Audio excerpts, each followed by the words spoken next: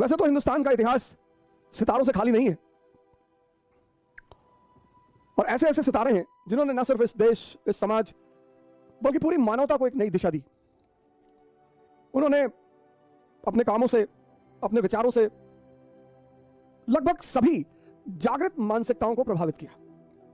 Awakened mentality, awakened mentality सबको तो प्रभावित नहीं कर पाए। उनके साथ एक प्रॉब्लम है, ऐसे लोगों के साथ एक प्रॉब्लम है कि वो सिर्फ जागृत मानसिकताओं को प्रभावित कर सकते हैं। बुद्ध, महावीर, दादू, नानक, रैदास, गांधी, भगत सिंह, सुभाष चंद्र बोस और न जाने कितने सारे लोग, और अंबेडकर एक ऐसे व्यक्तित्व हैं, अंबेडकर, गांधी, ये सब ऐसे व्यक्तित्व हैं कि इन पर सुनकर राय ना बनाएं। अगर इन लोगों पर सुनकर आपने राय बनाई, जैसे मैं एक बड़ा छोटा सा एग्जांपल आपको देता हूं, गांधी को इतना गाली देते इस देश में, इतना लोग गाली देते, इतना, पर सर जब आप उस आदमी को पढ़ेंगे ना और समझेंगे, आज 2022 भारत एक राष्ट्र है। 1922 भारत राष्ट्र था ही नहीं। आज 2022 भारत एक राष्ट्र है, सशक्त राष्ट्र है, दुनिया में एक हस्ती है इस देश की। लेकिन राष्ट्र के नाम पर आज भी लोगों को इकट्ठा करना मुश्किल है। आज जाति के नाम पर लोगों को इकट्ठा करना आसान है, धर्म के नाम पर लोगों को इकट्ठा करना आसान है, क्षेत्र के नाम पर इकट्ठा करना आसान है। 1920 का भारत, 2022 का भारत, भारत एक राष्ट्र है, सशक्त राष्ट्र है, और आज भारत के लोगों को नेशन के आधार पर एकत्र करना मुश्किल है। और 1920 में राष्ट्र था ही नहीं। मैंने कहा ना, आज आप लोगों को जाति के नाम पे इकट्ठा कर लेंगे, आज आप लोगों को धर्म के नाम पे इकट्ठा कर लेंगे, क्षेत्र के नाम पे इकट्ठा कर लेंगे, लेकिन राष्ट्र के नाम पर। और जब उस आदमी ने नॉन कोऑपरेशन मूवमेंट शुरू किया, अरे भारी भीड़, उस बैकग्राउंड में जब अंग्रेजों ने जलियांवाला बाग नरसंहार किया था, उस बैकग्राउंड में आप सोचो सर, बिना राष्ट्रवाद की धारणा के लोगों को बाहर बुलाना कितनी बड़ी उपलब्धि रही होगी इस व्यक्ति की। सर वो आम बात नहीं है। इसलिए मैं आप सभी लोगों से इस देश में निवेदन करता हूं, खासकर अपने युवा मित्रों से निवेदन करता हूं, बहुत जल्दी भावुक हो जाते हैं। व्हाट्सएप यूनिवर्सिटी से दूर रहें, फेसबुक यूनिवर्सिटी से दूर रहें, इन सब यूनिवर्सिटियों से दूर रहें। मैं आज बहुत ज्यादा समय तो आप लोगों का नहीं लूंगा, लेकिन मैं सीरीज बनाऊंगा। मैंने ये प्लान बना लिया कि भारत की जितनी भी महान हस्तियां हैं, पहले भारत से ही शुरू करूंगा, उन पर मैं एक सीरीज बनाऊंगा। अंबेडकर, गांधी, भगत सिंह, सुभाष चंद्र बोस, पूरी सीरीज। अब उसमें जो भी समय लगे, जब भी शुरू हो, नौजवान क्रांति के अगले हिस्से में यही कहानी चलेगी। नाथूराम गोडसे को मारना ही था, जिन्ना को मार दिया होता, जिन्ना को मार देता भगवान बन जाता कंट्री में, क्योंकि जिन्ना के बाद दूसरा कोई मुस्लिम लीडर उस मूवमेंट को चलाने वाला था ही नहीं, पाकिस्तान बनता ही नहीं। वो सुबह नहीं, वो भगत सिंह को गांधी जी की वजह से लटकाया गया ना, मारेंगे ना, भगत सिंह को गांधी जी की वजह से लटकाया गया,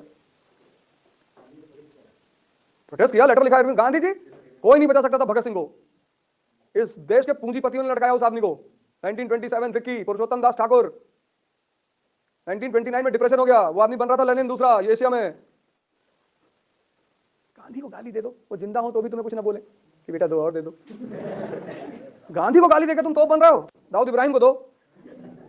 मुझे बाबा जी गाली दिए थे गांधी जी को, मैं उनको अपने कई वीडियो मैसेज भेजा हूं कि बाबा जी आपके घर में झाड़ू लगाएंगे, आप दाऊद इब्राहिम को गाली दो,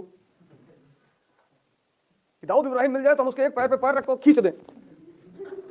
गांधी जी को गाली देना, वो नहीं है तो खैर कोई खतरा ही नहीं, वो होते तो भी कुछ नहीं कहते, गाना गाने लगते, ईश्वर अल्लाह तेरे नाम, इसको बुद्धि दे भगवान।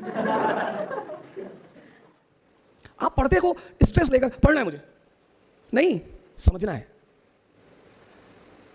आप पहली गलती पता क्या करते हो, आप स्ट्रेस लेके काम करते, पढ़ना है। मैं नहीं कहता, आप किताबें इतनी प्यारी चीज है, इतनी, पर कब, जब आप उन्हें समझो। 1922 में 1920 गांधी जी की फोटो देखकर याद आ गया। अब अगर मैं सबकी फोटो देखकर आपको कहानी सुनाऊं तो ये तो चलता रहेगा, तो गांधी जी पे मैं मसले को खत्म करूंगा। 1920 में इस आदमी ने असहयोग आंदोलन, नॉन कोऑपरेशन मूवमेंट चलाया। ब्रिटेन की पार्लियामेंट ने अपने वॉइस रॉय से कहा कि मूवमेंट को रोको, ये गांधी की टीआरपी को बढ़ा रहे हो, रोको मूवमेंट। रीडिंग वॉइस रॉय था, उसने कहा सर हम नहीं रोक सकते। बोले क्यों? बोले सर ये जो सत्याग्रही है ना, ये भजन गा रहे हैं सर सड़क पे, ईश्वर अल्लाह तेरे नाम, इनको बुद्धि दे भगवान।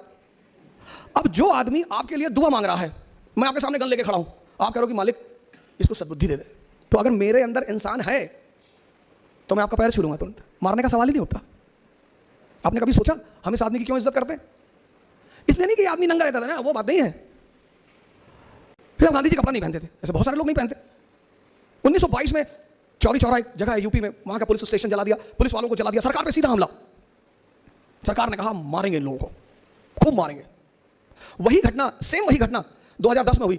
आदरणीय बाबा रामदेव रामलीला ग्राउंड में करप्शन के खिलाफ लड़ाई लड़ रहे थे। India against corruption, very good, बहुत अच्छा, आपको लड़ो, आपको हक है, आप हिंदुस्तान के नागरिक हो, डेमोक्रेसी है, आप लड़ो। सरकार ने उन्हें आदेश दिया कि 12 बजे के बाद रामलीला ग्राउंड छोड़ देना।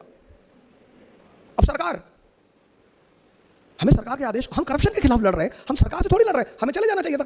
पर बाबा वो बात नहीं समझ पाए। आगे क्या हुआ कहने की जरूरत ही नहीं।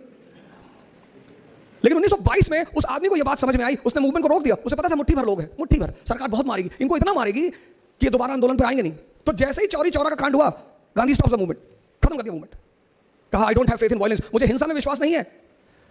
अरे सरकार ने कहा एक हफ्ता रख लो, बोले हाँ ही नहीं। एक भी आदमी इस मुल्क में नहीं मारा गया, महान है वो आदमी। किसी का विरोध करो और वो तुम्हें मार ना पाए।